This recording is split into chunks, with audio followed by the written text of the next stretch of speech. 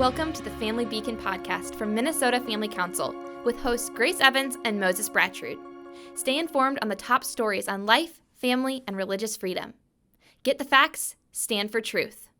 Hello and welcome to the Family Beacon from Minnesota Family Council. I'm Moses Brattrud here with Grace Evans. We are here this week, as every week, to bring you the top stories on life, family, and religious freedom in Minnesota so that you can get the facts, stand for truth.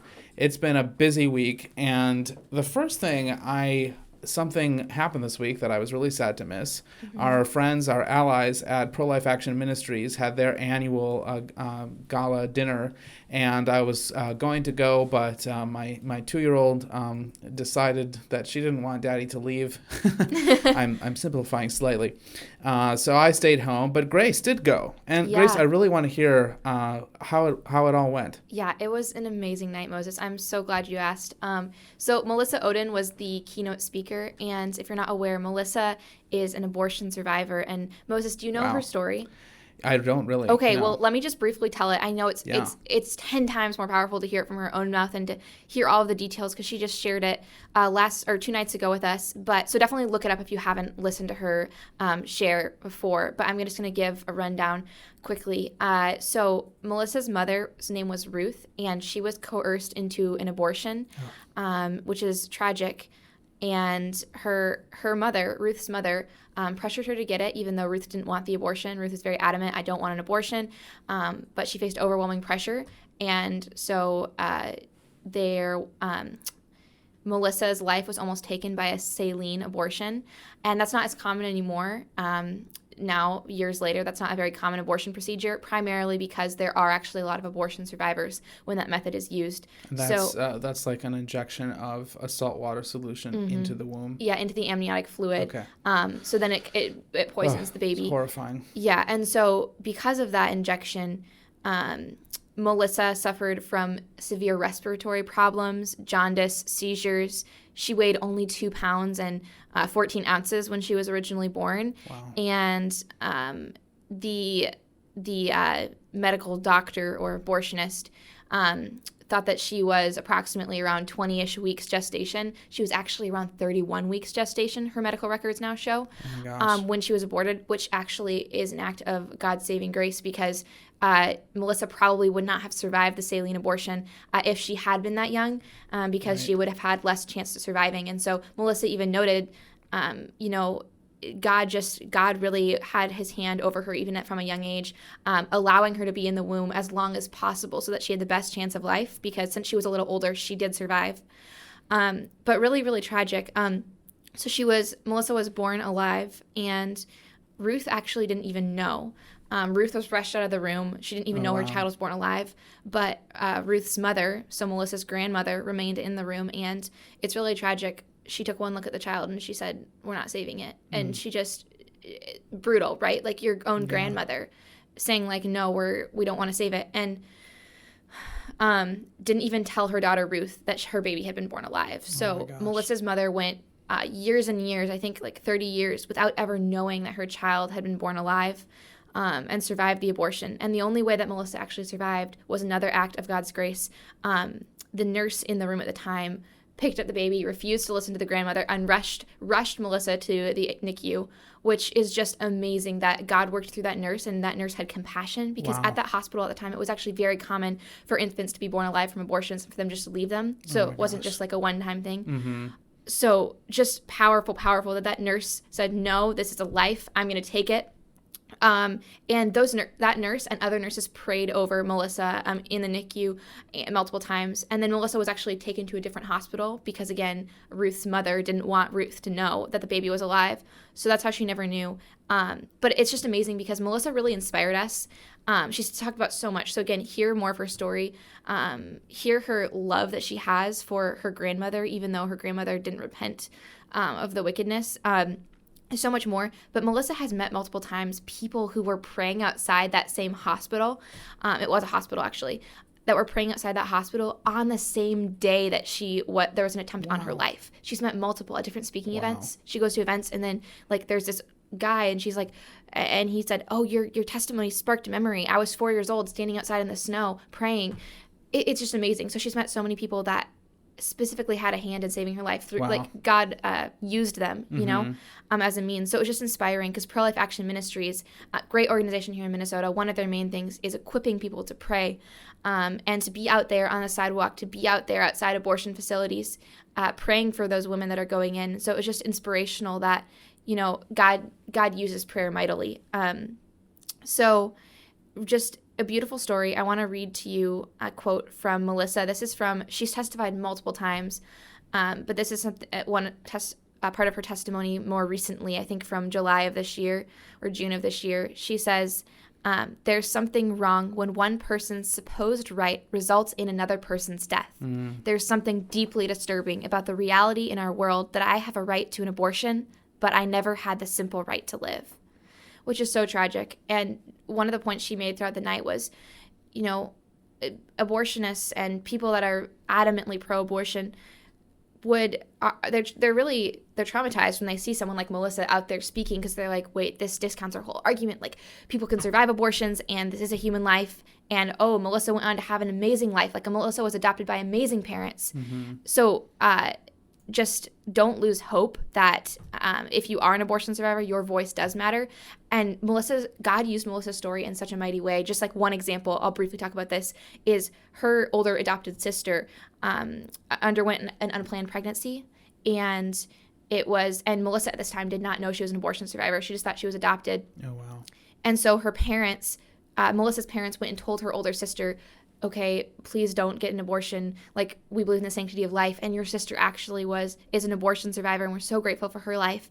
And they didn't tell Melissa, but one night they were all arguing about the unplanned pregnancy, and it came out from her sister, and that is how Melissa found out. Wow. But God really used that and miraculously saved the baby of Melissa's sister through that interaction. And probably many other babies through the work that Melissa has done. Yes, countless. So it's just, God works in amazing ways, and God's plan is always better than our plan. And that's what Melissa kept saying that night. Just God's plan is always so much better. Like, even it took so many years for her to even meet her mother because of complications and people trying to hide the truth from Ruth. And she actually never met her biological father, who turned down like a letter from her and refuse to meet with her, which is tragic. There's so many things that like we would think, oh, but it would be better this way. It would be better if she was never aborted. It would be better, or there was never an attempt on her life. It would have been better. But God uses even the most horrific circumstances and tragic circumstances like this to further the kingdom, and also further the message for life. Because without Melissa's voice, we wouldn't have this powerful leading voice in the pro-life movement of, I survived an abortion and my life matters. And so one of Melissa's ministries, actually, Moses, is the Abortion Survivors Network. And what's that? Yeah, it's amazing. So it's something that she created to unify survivors of abortion. Okay. And so this is their mission statement. We provide help, hope, and a voice to abortion survivors, those who are silenced and impacted by abortion. We aim to build a culture in which every human is seen as more than a choice. Isn't that good? Yes, that's so good. So good. And so there's a workbook written specifically for abortion survivors by Melissa Ohden called You Are More, A Survivor's Guide to Healing. She has an annual retreat that she puts on. There are regular Zoom meetings where you can meet with other abortion survivors, because I'm sure you can feel so alone when you learn at some point in your life. Yeah. Like, I think Melissa was 13 or 14. There's a private online group. There's one-on-one peer support. So it really just, it brings people together. So that's an amazing ministry. And if you are a survivor of abortion, definitely check that out. We'll have it linked in the show notes. Amazing ministry. And briefly, I also just want to take, before we close out this section of the episode, a moment to talk about Pro-Life Action Ministries, our friends over there. Awesome organization. We love what they do. The whole night Melissa was the keynote speaker, but they were also talking about how we need to prepare for living in a post-Roe world.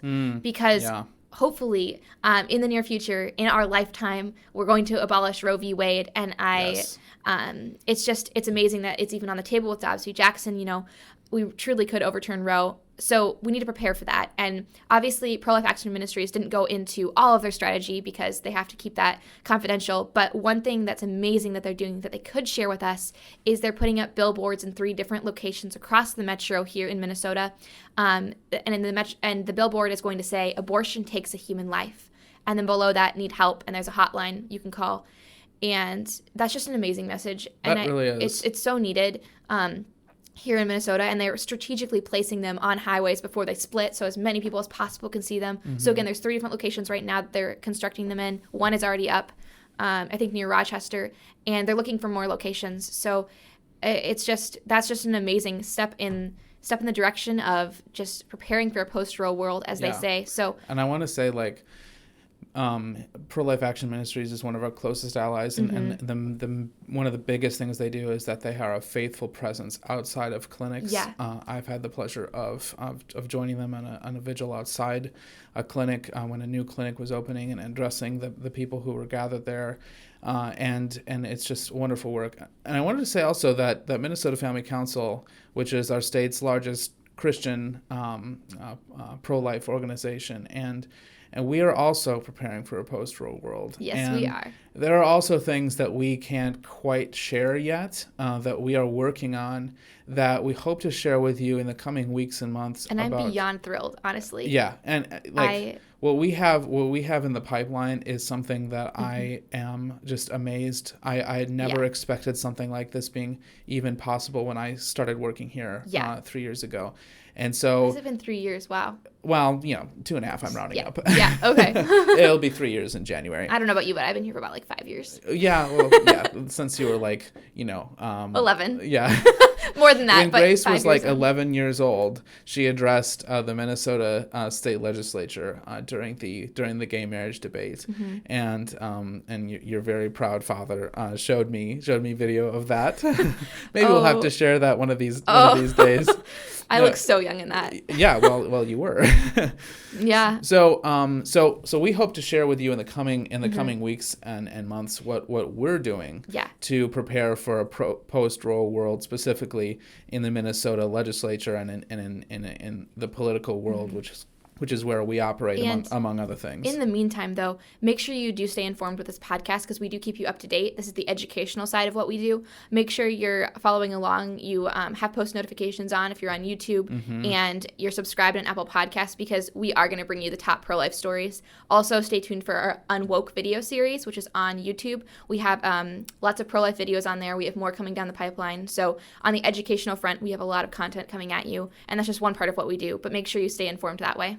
That reminds me, speaking of pro-life news, before we get too deep into the podcast, we did learn this week that the Dobbs v. Jackson case that we've been discussing really since we started this podcast, the case that the Supreme Court is taking up that could throw out the Roe v. Wade standard of abortion can't be regulated by the states before fetal viability. Yeah. So that could all change, and the Supreme Court did announce this week that they will be starting oral arguments on December 1st. Yeah, and which that's is so soon. Not that far away. Yeah, and a decision will probably not be released until maybe June. We don't know precisely, but it is a absolutely huge moment. Like, there is now a date on the calendar, and time is ticking. Now, of course, the case could be decided against us.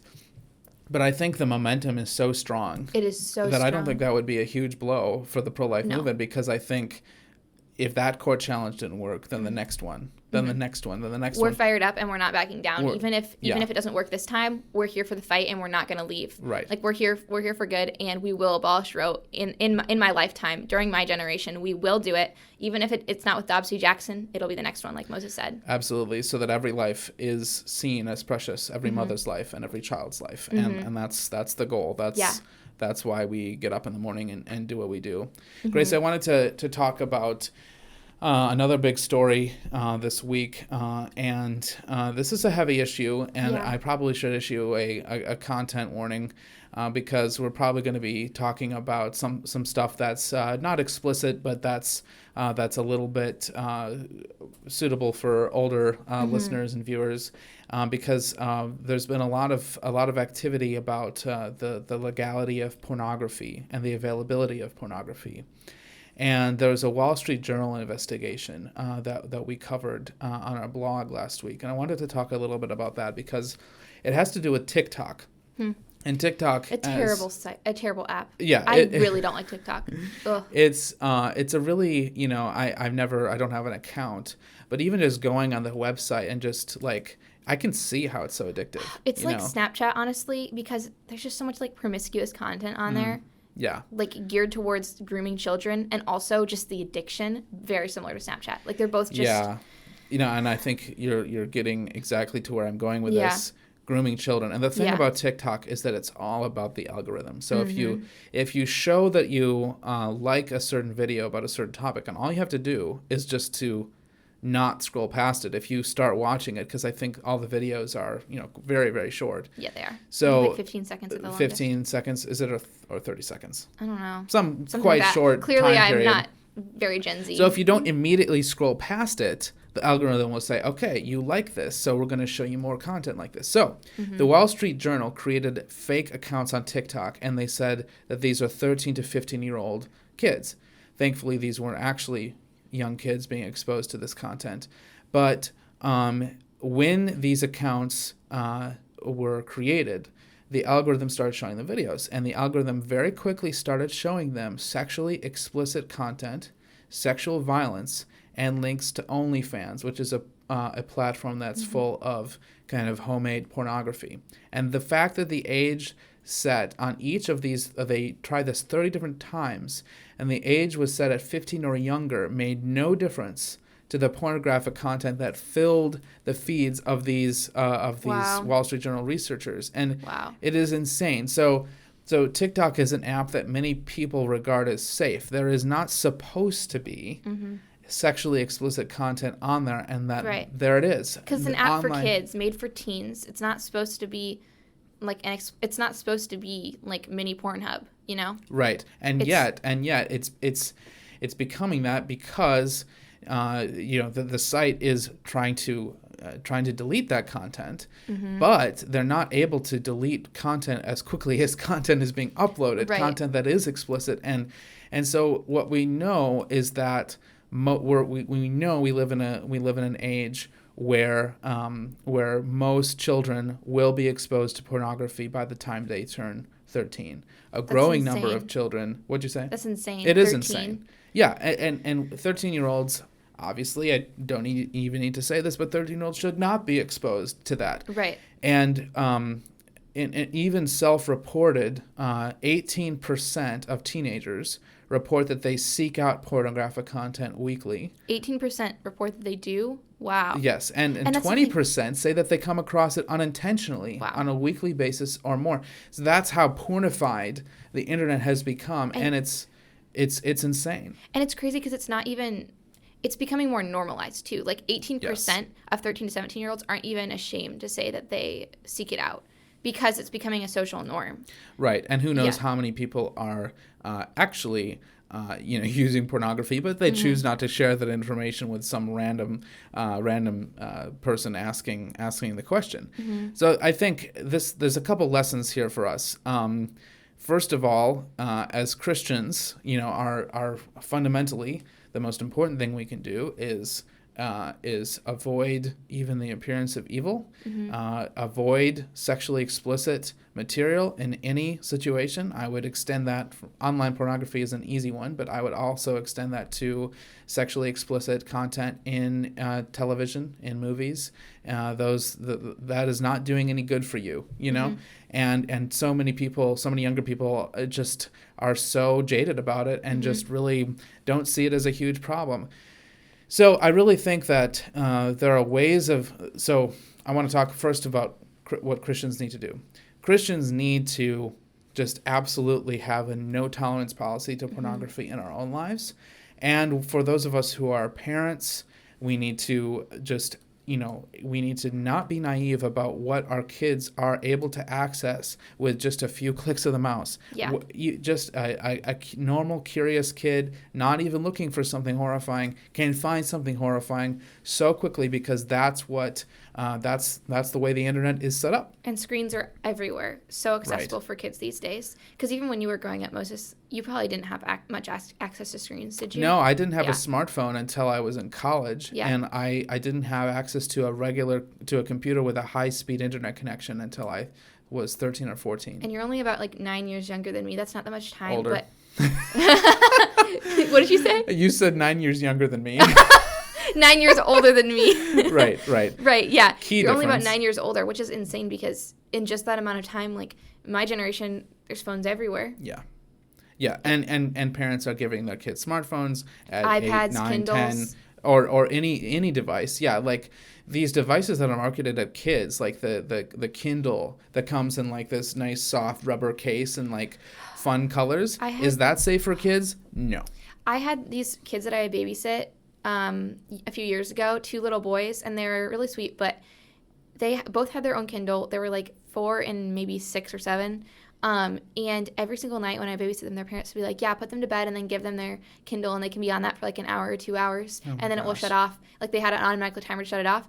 But 1 or 2 hours every single night in their bed watching TV and playing games, like it was stuff their parents had already downloaded, but still, just the screen, how that affects kids. We've ranted about that before. We don't need to get into that too much. You can listen to one of our recent episodes on that.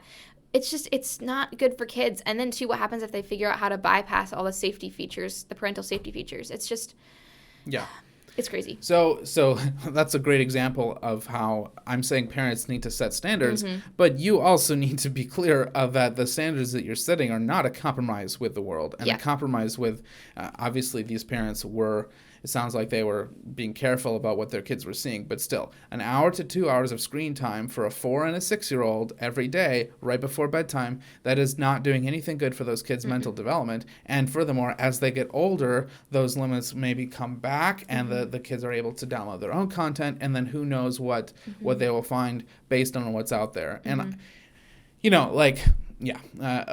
maybe sometime we'll go into more personal experiences and how our own lives have been affected by this horrible problem. Yeah. Suffice to say that mine has been, and that this is an issue that I take so seriously. And I think that for as I'm a parent now, especially, I just the thought that my children could be exposed to what's out there is it keeps me up at night. Yeah. So I want to talk about how, like, what can we do? Like, it's great to talk about like what parents and individuals can do, but I think we need to take stronger action, and I think we actually need to pursue banning pornography for minors, making sure that, like alcohol, for example, it is just something that is not available to minors. Yep. Like, obviously, of course. Maybe you went to high school where kids were drinking a lot, and so there's not going to be a way to do this perfectly. And of course, you'll get some negative Nancy saying, well, that's why we shouldn't do it at all. Oh, you're always going to find kids smoking behind a street corner, so that means we shouldn't ban cigarettes for kids under 18. No, stop. Yeah. If the internet is a wild west, but it is in a sense becoming more stable. Like, it really is. The biggest social media platforms and the biggest pornography platforms, which are analogous, are not going anywhere. They've been around for a long time. They're a huge player. Pornhub is the biggest one. So I think we really need to talk about how this is just... We need to talk about the church on this issue, I think, Moses. Because if the church is silent about this, then today's generation, our young people is going to be going to the world to be learning about this, because they're going to hear the term pornography in class or at school or with their peer group, and they're going to be like, oh, what's that? And they're going to Google it. Or they're going to talk to their friends about it, and their friends are going to like explain it to them, and then they're going to go home and figure out more about it. So we need, obviously, parents to be educating their children and saying this is what it is, and obviously you don't have to be overly graphic. Like, you can explain something without going into details. But if the church doesn't speak on this issue, then we're going to go to other places in the culture to get information. It's very similar to just like the abortion issue, or there's so much. If the church is silent, it's just not good. And also, something else to consider, Moses, is the direct link between pornography and human trafficking, because that is there is such a link between it. And pornography grooms children to be a part of the sex trafficking industry because it overly sexualizes them from a young age. And there's so many connections with that alone is a reason for the church to be involved, to be rescuing the oppressed, and just to be recognizing that. So really the church needs to rise up and speak on this issue. Yeah, that's exactly right. We will not be able to. Individual parents, individual people are weak, but together we are strong, and together we are the church, and the church needs to take a stand. And we actually have relationships with people who have ministries that target that help people and churches respond to the pornography plague. And I think those are resources that we want to share in a future episode. I want to just spitball some ideas for you before we end this segment on pornography, because we are not helpless in this fight. There are things we can do that would make pornography less available, less easy to get for kids. And it's relatively simple to do, but so far there has not been the political will to make these things happen. So the federal government has not lifted a finger against Pornhub and the other sites that purvey this horrible content. The only people who have, ironically, is the major credit card companies. And that's when Pornhub has been proven. It's proven that they cannot or will not remove content that is literally illegal. Minors are involved, or it's a depiction raped, of rape and sexual just violence. That type of thing is on Pornhub, or at least it has been. And the major credit card companies have been like, I'm sorry? I can guarantee it's on there right now. Well, yeah, exactly. Of course it is. Yeah. And there's literally no way to get rid of all of it. Yeah. So a couple things that we could do. We could require pornography companies and internet service providers to verify that users were 18. For example, using a government-issued ID. And I would like to ban pornography forever and always, but if we feel that that is too much of a infringement on civil liberties, not to say that there are still obscenity laws on the books that, in theory, would make it much harder to get legal pornography, just like it was before the internet existed. But if we required internet service providers to provide an opt-in, like you have to verify your identification with something that, like your driver's license or passport, that can't be easily faked, then that would be so much better than the current opt-out system we have, where you have to actively install parental filters through your ISP or through your computer. Something like Covenant Eyes is one that people are familiar with. You have to actively opt out so that your devices are safe, and those systems are not foolproof. Whereas if adult content was specifically walled off from the rest of the internet, and if internet service providers said, okay, you want to access this, you need to show us that you're over 18. The United Kingdom, they trialed a program like this. Did they really? They did. Wow. Yeah. Okay. Yeah, and so you actually had to go into a shop, prove to them that you were 18, and then you were able to get a pass that would then verify that you could access certain parts of the internet. They ended up dropping the scheme, but other countries in the world have done things like this, and there's a lot more out there. I'm just putting out some ideas for how we could literally prevent minors from becoming addicted to pornography. Not every minor, because obviously kids are still going to go out and smoke cigarettes, like I was saying earlier, and much worse. But pornography is never harmless. It is always destructive, always exploitative, always addictive. It takes sex, which is a beautiful thing that God made, that God designed for man and woman to enjoy together in the marriage bed, and it just absolutely turns it into something twisted. And it dehumanizes women and commodifies them as objects. Of course it does, yeah. And that's another thing. Without getting too explicit, the genres of pornography that are popular right now are not, I don't know, like a When Harry Met Sally type of a romance story type of a thing. One of the most popular, two of the most popular, popularly searched for pornography terms are rape and incest. Wow. And that's just that's what the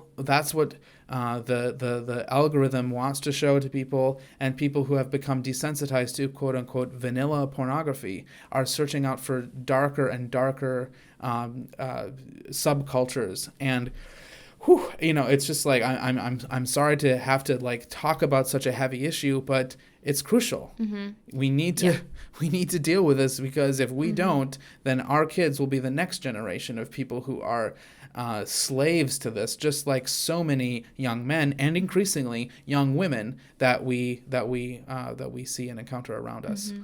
Okay, rant about that over. It's such a heavy topic. It really is, yeah. So let's talk also about, apparently there's some kids on puberty blockers in the UK, right, Moses? Yeah. I think we should briefly transition into that. Yeah, definitely. Can you give us some background? Yeah, so unfortunately, the news this week about kids with gender dysphoria is not good. Speaking again about the United Kingdom, this is the headline from the Daily Signal. UK court decides kids under 16 can take puberty-blocking drugs without court approval. Wow. And so they had there was a really, thankfully, people in the UK were really pushing the brakes on kids getting this treatment, and now that's been reversed, and it's a really horrifying thing. The case that led to this was brought by a woman, a 24-year-old woman who was given puberty blockers before she was 16 years old. Her name is Kira Bell, and she believed that the clinic, the Tavistock Clinic, should have challenged her decision to become a male. She believes that she was not capable of properly understanding the nature and effects of hormone blockers. However, she was given those hormone blockers, and as a result, although she detransitioned and now lives as a female and has no intention of doing that, her voice, for example, has been permanently altered. Wow. Many women who go on these medications will be permanently infertile. It's just so sad. And so the UK is saying, nope, that's fine, because these people are hurting, right? They have gender dysphoria, and that's real. Gender dysphoria is a real thing. And so how do we help them? We've addressed this in previous episodes and in our Unwoke video series, but we know that we cannot, the answer cannot just be, let's provide kids as young as 13 or younger with these drugs. And I wanted to go on a miniature rant here, because I know what you're going to talk about. We did an episode where we talked about this issue a couple weeks ago, and we got comments saying, "Where are your sources? Where are your sources? Yeah. You guys aren't being loving. You guys aren't being Christian." We got about a total of 10 different hate comments within the span of 10 minutes, and I screenshotted them and sent them to Moses because I get notifications. It's kind of funny, and I just want to say, just to be completely thank you. Yeah, well, that's the thing. Keep writing. Give us feedback. I'm thank you for boosting us in the algorithm. Thank you for giving us more traction.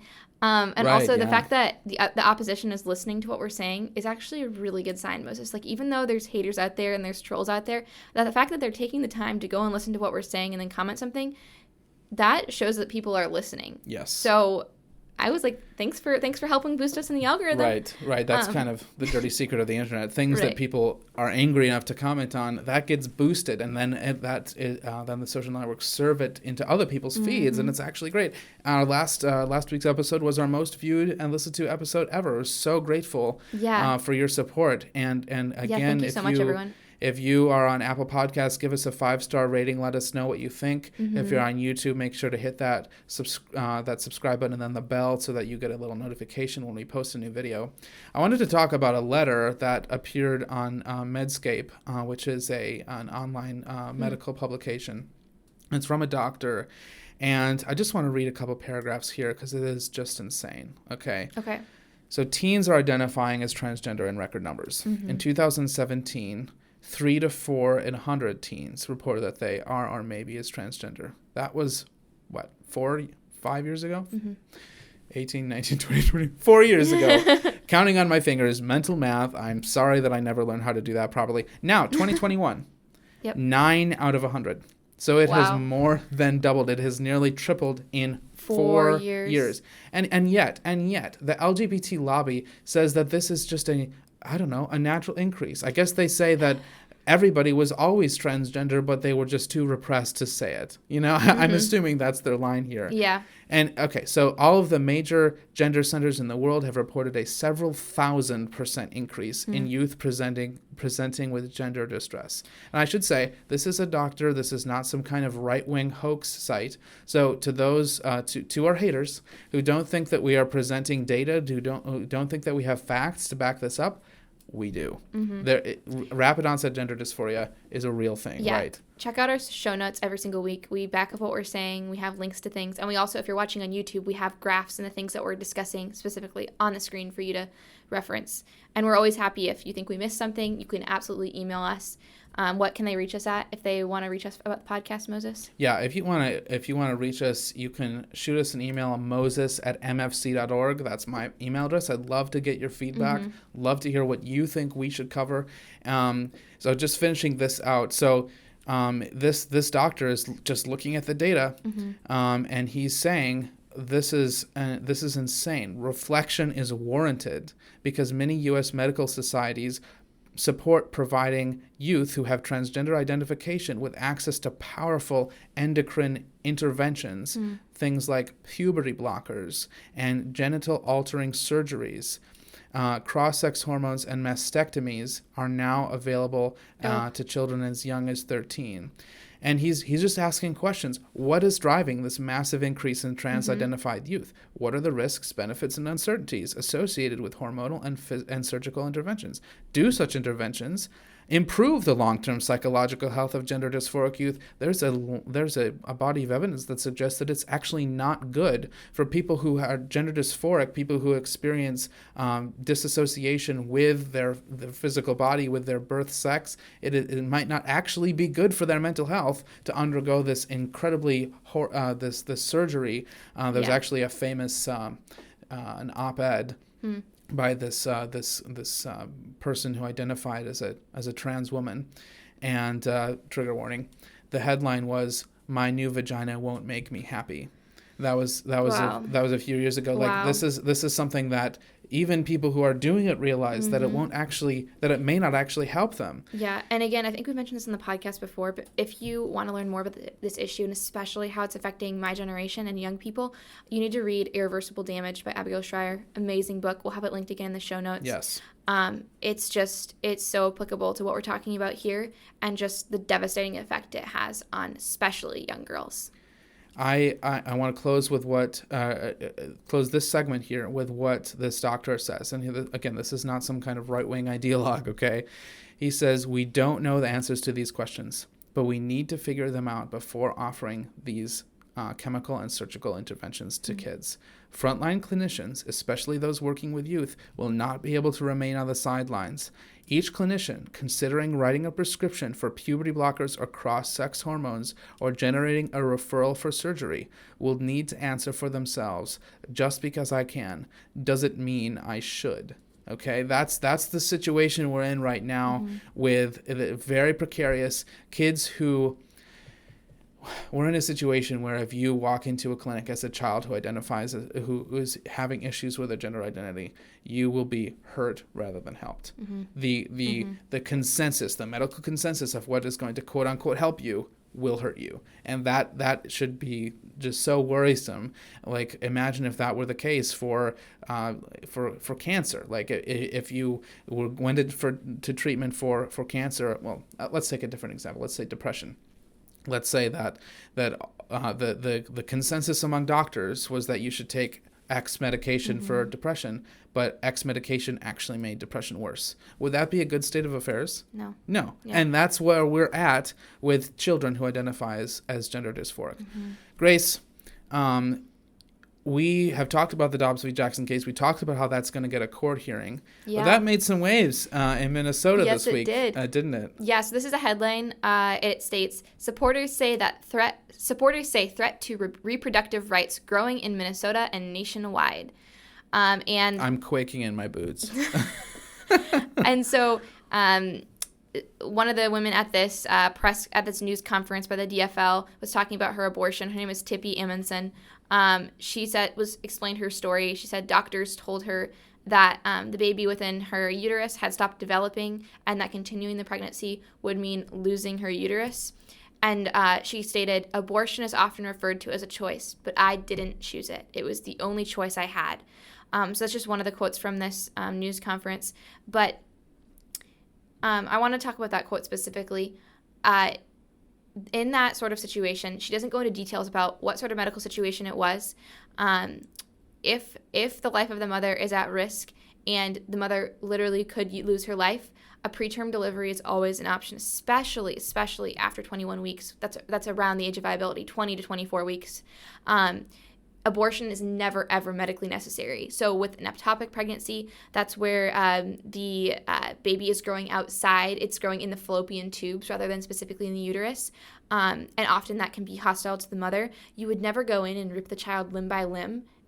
You would never do that to save the life of the mother. It's never medically necessary to poison a child, to dismember a child, to rip a child to shreds, or to crush the skull of a child to save the life of the mother. Sometimes a preterm delivery is necessary, and sometimes a child would tragically die, and that is a tragedy. But with medical advancements, babies are able to survive outside the womb earlier and earlier, younger and younger, and there's miracles all the time. So you should never intentionally try to take the life of a child. Abortion is never medically necessary. Doctors agree on this. They sign off on this. Even some pro-choice doctors are like, yeah, it's never medically necessary to have an abortion. So distinction between preterm delivery and abortion. Right. So I just want to talk about that quickly. So the DFL, that's the Democratic Farm Labor, the Minnesota Democratic Party. They're making a false equivalency. Yep. They're making a false equivalency between a child who died in the womb, it sounds like, and a woman who decides that for financial reasons or whatever, that her perfectly healthy child has to be killed in the womb. Like, to pretend that those things are the same. Yeah, preterm delivery versus dismembering a child. Right. Very, very different things. But what this headline shows us is that the DFL here in Minnesota is up in arms about abortion, and they're scared because of what's happening in Texas. Right. And that should give us a lot of hope. The pro-abortion lobbyists like to tell us all the time the pro-life generation isn't winning, or the pro-life movement isn't winning, and you guys don't have anything to back you, and you're not accomplishing anything. But you know what? We are winning. They are scared, and don't let anyone tell you otherwise. Absolutely. And something else they note in this news conference is they say that they're scared that we'll elect a pro-life governor because Walz is very dogmatically pro-choice, and they're like. Minnesota Governor Tim Walz. Tim Walz. Yeah, Minnesota Governor Tim Walz. Thank you. Is very dogmatically pro-choice. And this is absolutely true. We do need a pro-life governor, and that's why each of you should vote pro-life first in the next election. It's so important to vote pro-life. Yes. But it's so important to note that we're taking the fight to Minnesota. This breaking news in Texas is carrying its weight here in Minnesota, and the pro-abortion lobby is feeling very, very threatened by this, which is a good thing. They've stated before that they want to make Minnesota like a safe haven for women seeking an abortion if Dobbs v. Jackson truly does overturn Roe. And if that does happen, if we overturn Roe on the national level, that would be amazing. We need to continue the fight here and make sure that they keep feeling the pressure, because we're not backing down, like I've said before, and we're going to continue the fight here in Minnesota. And the fact that they're feeling a little bit nervous and pressured is great news for the pro-life generation. It means we are changing hearts and minds, and we need to keep fighting. Absolutely. Thank you so much, Grace, for talking about that, because like we are in an atmosphere. It has been 50 years since Roe v. Wade, and at no time in those 50 years have we been as close to real success, real victory as we are right now. Which is amazing. It is so. God is so good, and babies are already being saved by the Texas law. We hope that with the Dobbs v. Jackson ruling, I mean, we hope that it will advance that. Grace, we're coming in for a landing. I want to ask you what you're reading this week. Yeah, I'm reading a few different books. One that I read a lot with my Bible in the morning is called TheValley of Vision, and it's a collection of Puritan prayers. Oh, that's awesome. It's amazing. They're focused on God, and they're focused on His, like, how much they need Him for everything, and there's like how they trust and lean on Him for every single thing, and they're utterly dependent on Him. It's just amazing. Yeah. I'm also rereading The Meaning of Marriage by Tim Keller, which is a really good book. Oh yeah, I read that in premarital. Yeah, premarital it's counseling. so good. Every time I read it, I think it's only my second time, but it's so good. It's one of the best marriage books out there. So yeah, reading both of those right now, and I'm reading a lot more for school, but those are the main ones. Nice. How about you? I probably mentioned some of the books I'm still working on, but the new one I'm working on is The Afghanistan Papers by Craig Whitlock and the investigative team at the Washington Post. And holy mackerel, I recommend everybody pick that up on Kindle if you want to understand how we got to what happened last month and how we got to the unfortunate complete and utter mission failure in Afghanistan. Every president was involved. No president is innocent. And just the amount of lies and deception, often white lies that were told to the American people. But when you add it up, it is. I'm reading that book and I'm like, oh, that person just told the truth, because it's so rare when it happens that a general or someone in the Pentagon or in the presidential administration told the American people the truth about Afghanistan. And that's how we got to what happened in 2021, wow. I should say. That's really interesting. It is. This is a bit of a longer episode for you guys. You're welcome. Thank you so much for listening to and watching The Family Beacon. I'm Moses Bradford with Grace Evans. Make sure to hit that bell on YouTube so you get a notification every time we come out with a new video. Thank you so much for watching. Have a great weekend. Thanks for listening to or watching this episode of the Family Beacon podcast from Minnesota Family Council. Subscribe wherever you listen to podcasts so you're up to date on life, family, and religious freedom. You can follow us on Instagram at MN Family Council and subscribe to us on YouTube to watch our content. Get the facts, stand for truth.